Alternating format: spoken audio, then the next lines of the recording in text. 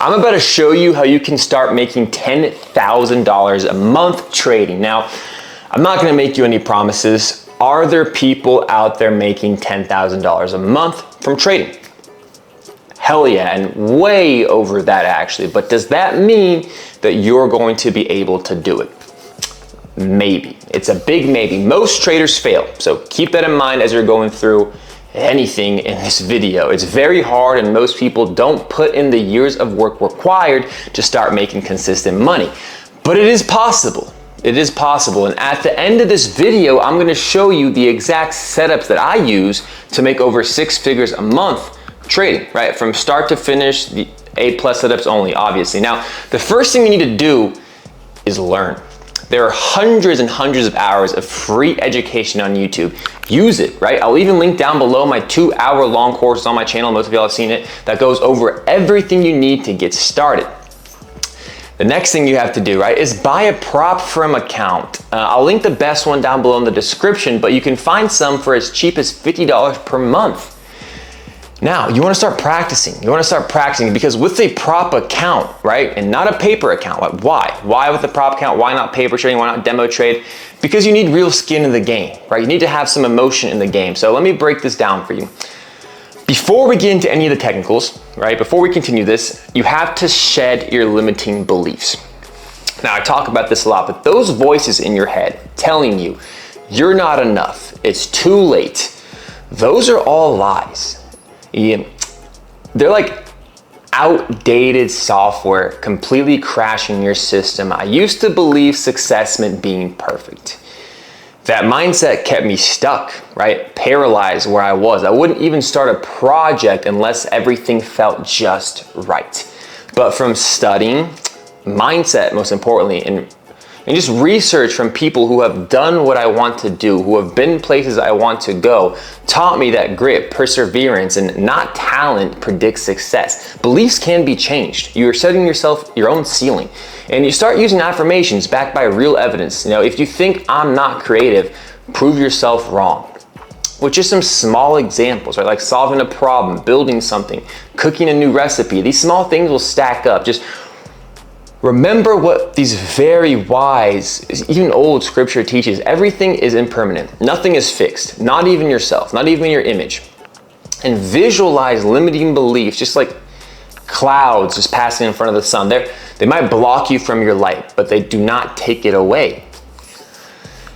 And some things you can start doing right now to help you out with this is each day just list 3 pieces of evidence that prove a negative belief is wrong. And it sounds stupid, sounds cheesy, but you need to rewire your brain. Over time, you will rewire your brain if you just follow what I'm saying.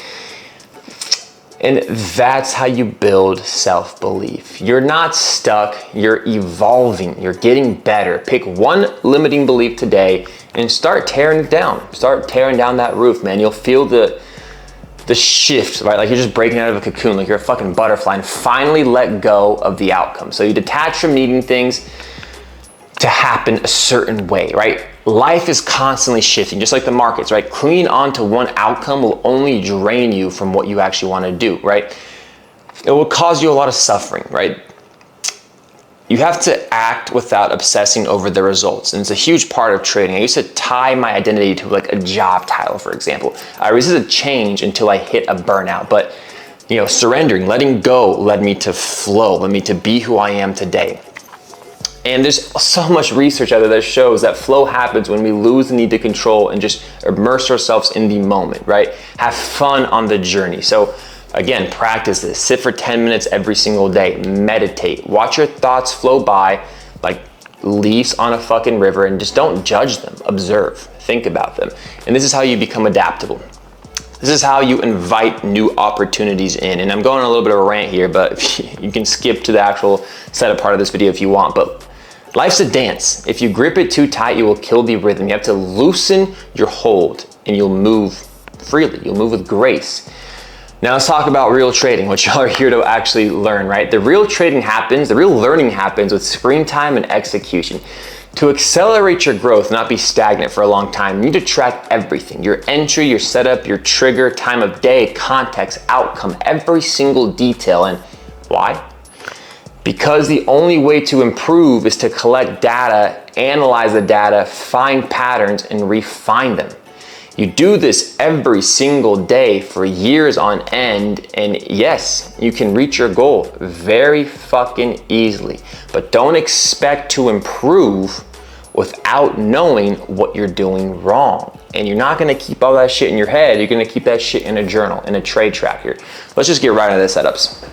This was a trade we took on Tuesday. One of my only trades this week. We're up 18 grand on this week. I made 16 grand off of this trade, short off a supply. Now I'm showing you this because I want to engrave this into your head. Live with my mentorship students the day before. I posted this on the 4th, the recording. This trade was on the 5th. We walked through and broke everything down. Look at one part of my plan A, right? Short off the 360 supply with a shift in structure. This was a short off the 360 supply.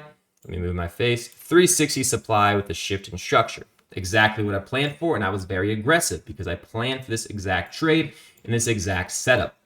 So let's walk you through the setups you need to take and how to plan for these setups. Planning for these setups are super, super important. And we're going to go over exactly how you should plan for these setups and how you should actually execute them on any given basis. So before you even get into planning, tell yourself every day before the market opens, the night before, I'm going to plan my day out. If this happens, I'll do this.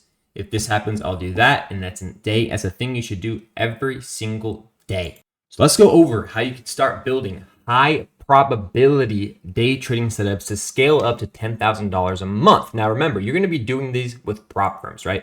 You're going to be scaling at 10K a month with prop firms. They're the best way to start. So start with the cheapest prop firm, the smallest size, and slowly scale up. Don't just jump in full gun ho trying to make $5,000 in 30 seconds because you're going to end up getting screwed. Now, these are the context of what we talked about, right?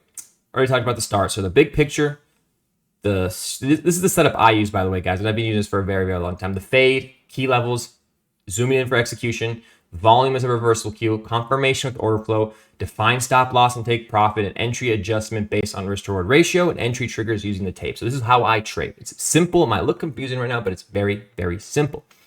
Now, the big picture is how I always start. And it's super, super important to know. So we're always going to start with the big picture because the trend is your friend. The longer term trend, longer term structure is almost always respected, and it will increase your win rate if you're following and playing with the longer term trend. So all you have to do, and it's very easy, is zoom out to the 4-hour chart and find out if we're consolidating, if we're making higher highs and higher lows, or if we're making lower lows and lower highs. That's it. That's step number one. The second step is going to be the main fade. So now that we know the 4-hour, we have to zoom into the 30-minute and identify the fade. So we're going to kind of find pullbacks or bearish moves against the 4-hour. So the 4-hour is up. We're looking for 30-minute downwards fades into the 4-hour uptrend to fade. Because again, if we're going with a 4-hour trend, we need a good entry. We're not going to buy at the highs. We're going to wait for the 30-minute chart to show us a new higher low, then take our entry. This is what I call the fade, a temporary move. We can fade back into the trend. Now, once that's done, we have to go ahead and find our key levels. So now we know what direction we're playing at, what we're doing, what we're looking to play, what we're waiting for in the 4-hour and 30-minute. We have to find our key levels. Now, where do I have to place these trades? Where will I look to place an entry? I need to find areas in the chart where I know big money has been active, right? So we're going to mark up our key levels. We're going to mark up supply and demand zones, liquidity levels, equal highs, equal lows, and VWAP. VWAP will be marked already for us, but we'll talk about that in a second. These are the only place we want to take trades. We're not taking trades in random, mixed up, random locations in between two zones at the all-time high. We're not taking trades in random locations. We'll only take trades exactly where our key levels are. So we'll look for supply, we'll look for demand, and we'll look for liquidity levels. This is just session highs and session lows. I have a lot of videos on supply and demand and liquidity levels, and how to mark them. But liquidity levels are just high session highs and lows. New York session, London session, Asian session. You have the Tokyo session, you have a bunch of different sessions. Then you have supply and demand, just areas in the chart before a big move has occurred. So now that we have our key levels, now we know where we can take trades. Now we have to execute, right? 4 hours going up, I'm looking for a 30-minute trend going down into demand, or right, a break of supply. Now that we know that, we know what we want to do, we know where we can do it at. Now, how do we press buy and sell? So we're going to zoom into the 5-minute chart, and we're going to wait for an entry structure shift if we want to have the best possibility of waiting. So wait for price to approach your key level with the 4-hour trend. So key level here, 4-hour trend is bullish. I'm waiting for price to approach my key level. Now, what does it mean with the 4-hour trend? So we're waiting on the structure shift, right? So for longs, for an A plus, I've been using the 5-minute go from bearish to bullish. So 4 hours up, right? 30-minute we're moving down into demand. Now we zoom into the 5-minute and we wait for a structure shift. You can kind of tell on the way down we're making lower lows and lower highs. Now we wait for the market to make higher highs and higher lows, higher highs and higher lows. And that's when we enter. Same thing on the other side. If the 4 hours bearish and the 35 or the 5-minute is going up into supply, we wait for a lower high and we wait for a lower low. It's that simple. Wait for the 5-minute structure shift to start the move, right? Then we have all the time frames combined and it gives you the best opportunity of actually winning the trade. Now we're going to look at using volume as a reversal cue, right? And a breakout cue. So volume is an extra confluence I add to increase my win rate, right? It gives me clarity. So volume depletion at a level equals a potential reversal. So volume's dying out at a level, price has a good sign of reversing. If volume's picking up at a level, there's a good chance price will continue in that direction. It's a very simple thing, but most people don't use it. Now we're going to go into confirming it with order flow. Now, what does that mean, right? So we use order flow. We use level 2 times in sales. Now, again, I have a lot of videos on order flow on my YouTube channel, on my free course, on the 2-hour video I have. Use this for extra confirmation to increase your win rate. So I use tools like Bookmap and footprint charts. This is Bookmap right here to actually read the tape. I'm going to look for triggers, right? I'm going to look for buyers / sellers dying out. I'm going to look for absorption. I'm going to look for aggressive continuation, liquidity sweeps, imbalances, right? And the structure shift on the tape as well is super, super important. So as a quick example, because I have a bunch of videos on this, and if I don't, this is the main gist of my mentorship, as we talk a lot about order flow, how to use it, how to read the market with it. We'll review it every single time, but we're looking for a structure shift on the tape, right? As an entry, right? Either exhaustion. This is part of a trade I took today, right? I use sellers filling a key liquidity level, holding below price, and exhaustion from buyers, right? This might look super confusing to you. Let me just explain exactly what it is, right? Red bubbles, aggressive sellers. Green bubbles, aggressive buyers. These bars are all the limit orders in the market, right? Stop orders, take profit orders in the market. So as the market's moving down, and I see right here that this level with liquidity, there's exhaustion from buyers, meaning the balls are getting smaller and smaller and smaller. It means buyers don't want to buy above this level. So I put my stop loss right above this level, knowing it'll be well protected because buyers don't want to buy above this level. And this is how you actually use the tape for entry triggers, because you're not only looking at the candlestick charts. They don't show you anything except where price was in the future and price or was in the past and where price currently is. You're using real data. You're using actual data. You see here clearly that buyers do not want to buy above this liquidity level. So you put your stop loss right above that. And if the main bias in the market, which it was, is bearish, you can tell the aggressive sellers are in control. That's all you need. Keeping it simple. I know it looks confusing, but that's all you need. Now, all we have to do is define our stop loss and take profit, and we're golden, right? Now, stop loss, always at invalidation. So let's say we found exactly what we wanted for the setup, right? We know exactly where we want to get in. We're already in. We saw the structure shift. We watched the tape. We're in. Now, where do we put our stop loss and where do we put our take profit? So stop loss, always at invalidation, swing high, swing low, imbalance, big bids, bid ask. All that means is a huge offer on the tape, kind of what we used here, right? Above the big bids, above the big big asks. Take profit, next coming level of support or resistance, right? So I use VWAP a lot, which is why I recommend you add VWAP.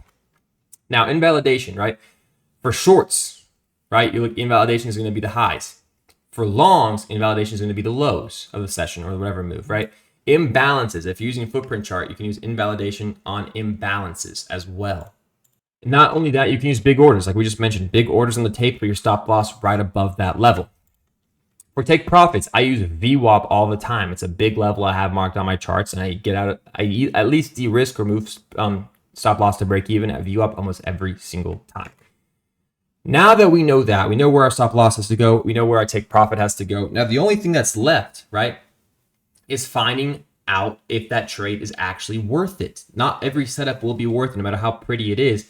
One thing trumps everything. That's your risk to reward. So your entry must fit your risk to reward. So you're going to adjust your entry, not on your stop or target, right? Not your stop or target. Your stop loss or target will always stay where it is because VWAP is not going to move, right? The higher low is not going to move. Imbalance ain't going to move. The big order could move, but it's probably not going to move, right? So what we can adjust is our entry, right? That's it. So we have to maintain a proper risk reward management, which is why tracking is key. If we're trading a setup with a 50% win rate, right, and the profit target to stop loss ratio is only a 1-to-1, we're just going to break even. So we need to make sure that our stop loss and validation and our take profit level are going to be at least a 2-to-1 every single time, right? So we will go ahead and just go over I'm going to recap this a little bit as well at the end, but let's just go over the final checklist, right? You need the 4-hour, the 30-minute, the key level, the 5-minute structure shift, what volume is telling us, take profit, stop loss, and the entry trigger. Y'all can't see that, right? This is the checklist. For example, right here, 4 hours bullish, 30-minute is bearish. In demand, right? 5 minutes shifted to bullish, right? You can tell by these higher highs and higher lows. Take profit at VWAP, stop loss at the lows. The entry trigger, what was the entry trigger, right? This is something we're going to cover as well. I've covered a lot of my videos, and volume was dying out. That's all you really need to know. So there's a couple of setups you're going to trade, right? Very, very few setups that I trade. Supply break, right? Break retest, supply breaking and retesting for longs. This is a bullish play. Demand break retest for shorts. This is a bearish play. And then obviously we have the reversals of bounces, right? Supply bounce, bearish play. Demand bounce, bullish play. And it's very, very, very simple. And to go back on the risk reward ratio and what I was meaning, right? So I took profits out at one of these lows. I trimmed out here as well, but I took majority of my profits out at these lows. This was my entry. My stop loss was right at the swing high. Now let's just say, for example, that my stop loss, let's go ahead and do a short. Where are the shorts? Let's say, for example, that there wasn't a swing high here. Let's say the only high was right up here, right? And my entry was still at the same level, and the only low was down here. This is where I wanted to exit. That's a 0.79 risk reward ratio. Meaning if my win rate isn't like almost 100%, this is a bad trade. I'm risking more than what I make. No matter how good the entry trigger is, how good the setup looks, you simply cannot take the trade. That is it for this video, guys. I hope you enjoyed. Please make sure to give me a fat like and subscribe. It helps me keep going. If any video ideas, leave them down below in the comments, and I'll see you next time.